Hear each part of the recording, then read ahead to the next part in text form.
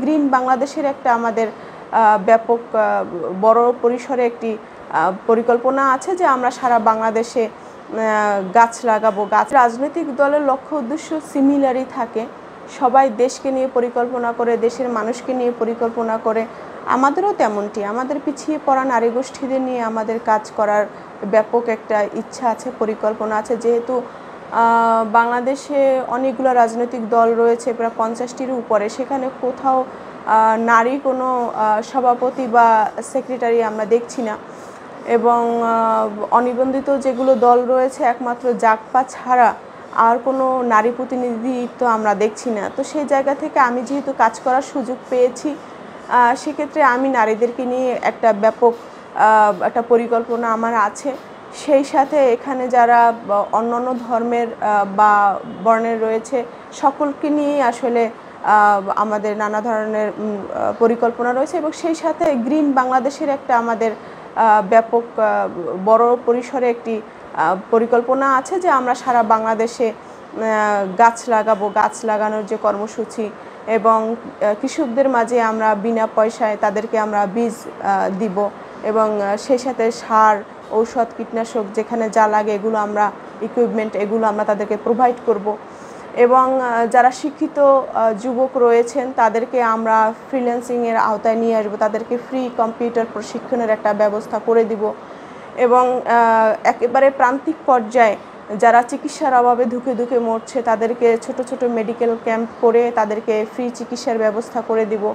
এবং জুলাইতে যারা আহত হয়েছে, শহীদ পরিবারের পাশে দাঁড়ানো এবং আহতদের চিকিৎসা যারা পেয়েছে একাধিকবার পেয়েছে, যারা পায়নি তারা কিছুই পায়নি। সেক্ষেত্রে আপনাদের প্রতি আমাদের আহ্বান থাকবে যে আপনারা একটু আমাদেরকে তথ্যপত্র দিয়ে সহযোগিতা করবেন যে বেসিক্যালি কারা কারা একেবারেই কোনো ধরনের সাহায্য সহযোগিতা পায়নি বা অসহায় অবস্থায় আছে, তাদের পাশে বাংলাদেশ আওয়াম জনতা পার্টি থাকবে।